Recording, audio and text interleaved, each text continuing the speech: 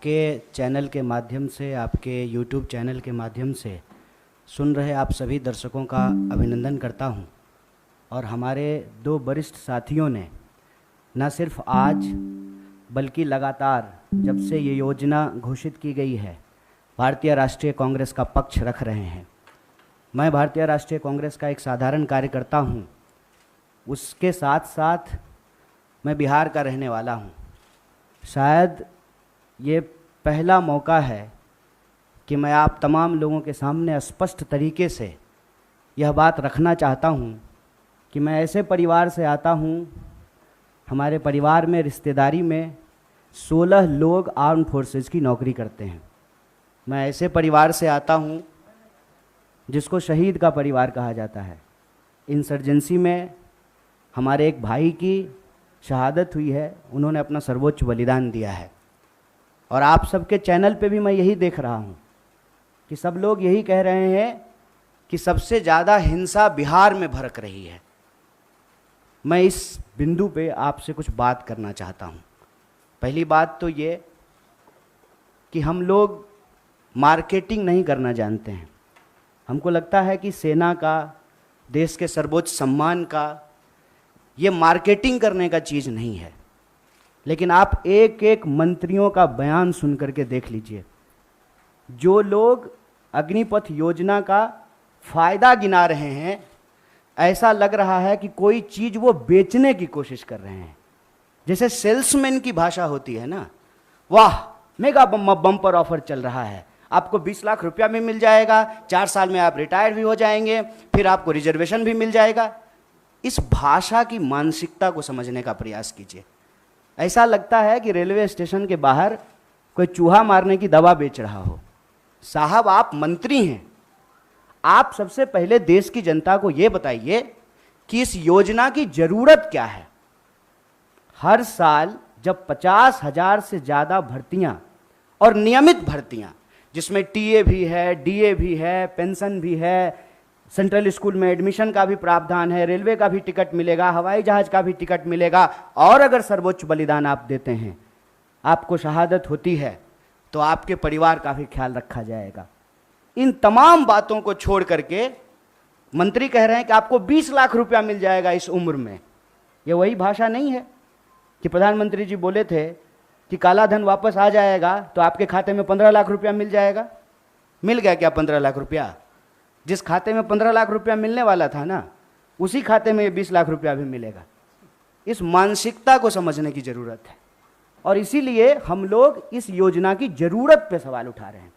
जब देश में एक नियमित भर्ती प्रक्रिया है, 2014 में देश बना है, उससे पहले क्या आर्मी में लोग बहाल नहीं होते थे? क्या हमारे पास जो एक प्रक्रिया नहीं थी, उस प्रक्रिया को खत्म करने का कारण क्या है? तब सरकार के कुछ दावे बताए जा रहे हैं। दावा क्या है? दावा यह है कि हम चाहते हैं कि हमारे देश के नौजवानों को रोजगार मिले। ये तो आप चाह रहे हैं, ये आप वादा भी कर चुके हैं कि हर साल आप 2 करोड़ नौकरी देंगे। उस 2 करोड़ नौकरी को छोड़ करके पीएमओ ने अभी ट्वीट किया कि हम 10 लाख रोजगार देंगे। साहब, अगर आप रोजगार देने के लिए सीरियस होते, 28 लाख पोस्ट जो हैं वो सिर्फ सेंट्रल गवर्नमेंट में रिक्त पड़ा हुआ है, और आप स्टेट गवर्नमेंट में जाकर के देख लीजिए, भर्तियां नहीं की जा रही है। हकीकत क्या है? हकीकत यह है कि ये असली बात देश की जनता से छुपाना चाहते हैं। असली बात क्या है? आप सब लोगों को याद है कि जब नोटबंदी की गई तो यह दावा किया गया कि इसके बाद नक्सलवाद समाप्त हो जाएगा, आतंकवाद समाप्त हो जाएगा। कल ही जो है एक सब इंस्पेक्टर की फिर से टारगेटिंग किलिंग की गई है। नक्सलवाद की घटनाएं हो रही हैं, आतंकवादी घटनाएं लगातार हो रही हैं। अगर नोटबंदी करने के बाद आतंकवाद समाप्त हो जाता तो पुलवामा की घटना कौन करके गया है? कैसे पुलवामा की घटना हुई है? तो ये दावा करते हैं। जब उस दावे का आप पड़ताल करेंगे तो आपके ऊपर ही आरोप लगाना शुरू कर देंगे। एक व्हाट्सएप मैसेज घूम रहा है जिसमें कहा जा रहा है कि जिस भी योजना का कांग्रेस विरोध कर रही हो, ऐसा आप मान लीजिए कि वो योजना सही है। कांग्रेस के विरोध करने से आप चलते हैं? आप सत्ता में बैठे हुए मोदी जी, आपके ऊपर देश की जनता ने भरोसा किया है। विपक्ष के भड़काने से लोग भड़क जाते विपक्ष की कही हुई बात लोग मान लेते तो प्रधानमंत्री मोदी जी होते। इस देश के लोगों ने मोदी जी के ऊपर भरोसा किया। और मैं याद दिलाना चाहता हूं कि ये वही नौजवान हैं, ये उस वक्त हिंसा नहीं किए जब इनके माँ बाप हजारों किलोमीटर पैदल चल करके अपने घर गए। ये वही नौजवान हैं, ये तब भी हिंसा नहीं किए जब उनके परिवार को ऑक्सीजन नहीं मिल रहा था और वो तरप तरप करके जान दे रहे थे। ये तब भी हिंसा नहीं किए जब आपने हर साल 2 करोड़ नौकरी नहीं दी। मैं देश की सरकार से, भारतीय राष्ट्रीय कांग्रेस की तरफ से यह अपील करना चाहता हूं कि ये कोना कोना कौन कोना सोतली पुतो कोना खेलना बंद कीजिए। आप हकीकत में बताइए कि रियलिटी क्या है। क्या आपने विपक्ष को पूछा? आपने विपक्ष को पूछा कि हम कोई योजना ला रहे हैं? आपने कोई पार्लियामेंट्री कमेटी की मीटिंग की? या आपने नौजवानों को पूछा कि हम आपका भलाई करना चाहते हैं किसानों की तरह, और नौजवान कहते हैं कि हमको ये भलाई नहीं चाहिए? इस मनोदशा को समझिए साहब। हम ऐसे गांव से आते हैं, ऐसे इलाके से आते हैं, कोई ऐसा साल नहीं गुजरता है साहब कि हमारे इलाके में कोई शहादत ना हुई हो। हमारे इलाके में लोगों के पास महज नौकरी नहीं है सेना, हम जानते हैं इस बात को। जब किसी परिवार में किसी बच्चे को सेना की नौकरी मिलती है, पूरे इलाके में उनका सम्मान होता है। और दुख के साथ साथ जब एक पार्थिव शरीर गांव आता है, आंखों में आंसू होने के बावजूद उस इलाके का सीना गर्व से चौड़ा हो जाता है कि हमारे बच्चे ने जो है देश के लिए सर्वोच्च सम्मान दिया है। सेना का सवाल देश की सुरक्षा का सवाल है, आप इसको मजाक मत बनाइए।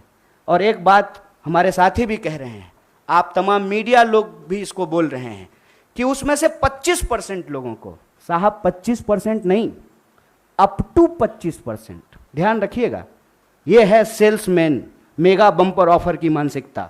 अप टू 25% क्या होता है? मतलब 25% की भी गारंटी नहीं है। यह मत समझिए आप कि उसमें से एक को दे ही देंगे नौकरी। बहुत चालाकी से टर्म्स एंड कंडीशन लिख दिया है, अप टू 25%। और इसमें यह कितना गंभीर है, इस गंभीरता का आप अंदाजा लगाइए कि अभी आए हुए 3 दिन हुए हैं घोषणा किए हुए, 2 मेजर अमेंडमेंट हो चुका है, और जो फायदा गिनाए जा रहे हैं वो फायदा तो पहले से है। सेना में, आर्म फोर्सेस में, पैरामिलिट्री में भर्ती होने की मैक्सिमम आयु 25 वर्ष है। 25 वर्ष से ज्यादा में तो आप बहाल ही नहीं हो सकते हैं। उसके बाद अलग अलग रैंक पे आप कितना समय तक सेवा देंगे वो पहले से निर्धारित है। और जो लोग आर्मी की नौकरी समाप्त करके, सेवा समाप्त करके आते हैं, उनको अन्य जगहों पे सुविधाएं दी जाती है। भूतपूर्व सैनिकों को सुविधाएं दी जाती है, भूतपूर्व सैनिकों के परिवारों को सुविधाएं दी जाती है। और आप में से बहुत सारे लोग, मैं बहुत साधारण बात करता हूं, मुझे लंबी चौड़ी बात करनी नहीं आती है, क्योंकि कहते हैं जाके पैर न फटे बिवाई, वो का जाने पीड़ पड़ाई। हमको पता है कि आर्मी में कौन लोग जाते हैं। गृह मंत्री का बेटा आर्मी में नहीं जाएगा, वो बीसीसीआई का सेक्रेटरी बनेगा। हमको पता है कि वहां पे सेवा करने वाले कौन लोग होते हैं, गरीब किसान मजदूर के बच्चे होते हैं। कोई नेता का बाल बच्चा आर्मी में नहीं जाता है। जाता है, प्रधानमंत्री भी जाते हैं फोटो खिंचवाने के लिए। फोटो खिंचवाने के लिए वर्दी पहनना एक बात होता है, देश की भक्ति के लिए, सर्वोच्च सम्मान के लिए वर्दी पहनना दूसरी बात होती है। दीपावली में जाकर के मिठाई बांट देंगे, उसके बाद आकर के अग्निपथ योजना ला करके देश की जवानों का दिवाला निकाल देंगे। अग्निपथ योजना इस देश के नौजवानों को अग्नि में झोंकने की योजना है। इस योजना को सरकार को तुरंत वापस लेना चाहिए।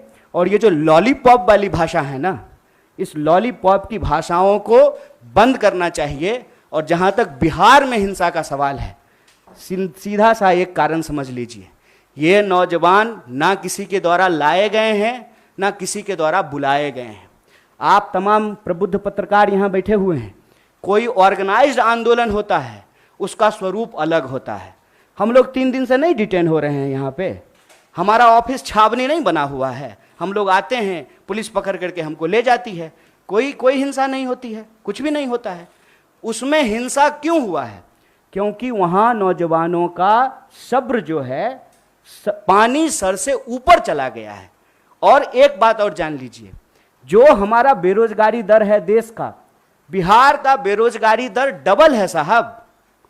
जहां के मजदूर, बिहार का मजदूर जाता है ना हरियाणा और पंजाब में धान काटने के लिए, बिहार के ही लोग आते हैं ना दिल्ली में काम करने के लिए। बिहार के ही लोग जाते हैं ना महाराष्ट्र में काम करने के लिए। जहां एम्प्लॉयमेंट नहीं है वहां के लोग ऑलरेडी विस्थापित होते हैं। ये जो बच्चे हैं ये उस उम्मीद में अपने गांव में रह रहे हैं, दौड़ रहे हैं जाड़ा गर्मी बरसात, सड़कों पे मैदानों में रेत पे, कि इनको किसी दिन सेना में सेवा देने का मौका मिलेगा। ये मौका इनसे जब छीना जा रहा है तो इनका सब्र टूट गया है। लेकिन मैं इन तमाम नौजवानों से भी एक अपील करना चाहता हूं, दोस्त, हम किसान के बच्चे हैं और हमारे माँ बाप ने इस सरकार को झुकाया है, इस सरकार को बताया है कि ये देश गांधी का देश है और गांधी के देश में सत्य और अहिंसा से ही कोई लड़ाई जीती जा सकती है। इसीलिए भारतीय राष्ट्रीय कांग्रेस की तरफ से इस आंदोलन का पूर्णतः समर्थन करते हुए सरकार से यह अपील करते हैं कि इसको वापस लीजिए और नौजवानों से अपील करते हैं कि देश की संपत्ति को मत जलाइए, मत जलाइए, क्योंकि कल को आपको वही संपत्ति इसी प्रधानमंत्री से बचाना भी है। क्योंकि देश की संपत्ति जो दोस्त को बेचने वाले हैं, ये हमारे आपके टैक्स के पैसे की संपत्ति है, इसकी रक्षा कीजिए, सत्य और अहिंसा के रास्ते पे चलिए। और किसानों ने 700 लोगों की शहादत देने के बाद 1 साल से ज़्यादा आंदोलन चलाया, शांतिपूर्ण तरीके से चलाया, तमाम तरह के आरोप लगाए गए, जैसे आज आपके आंदोलन को कहते हैं उपद्रवी, तोड़फोड़ करने वाले, हिंसा करने वाले। ये कहाँ से आ गए, कैसे आ गए, कौन है इसके लिए जिम्मेवार? और विपक्ष के माथे पर मत खेलिए। विपक्ष की बात जनता अगर सुन रही होती तो आप देश के प्रधानमंत्री नहीं होते। इसलिए प्रधानमंत्री होने के चलते मैं आपसे अपील करता हूं कि इस योजना को आप वापस लीजिए। बहुत बहुत धन्यवाद, बहुत बहुत शुक्रिया। अगर यह वीडियो आप हमारे YouTube चैनल पर देख रहे हैं तो चैनल को सब्सक्राइब करें, वीडियो को लाइक करें और शेयर करें। अगर आप यह वीडियो हमारे फेसबुक पेज पर देख रहे हैं तो पेज को फॉलो करें और वीडियो शेयर ज़रूर करें। अपनी प्रतिक्रिया नीचे कमेंट बॉक्स में दें।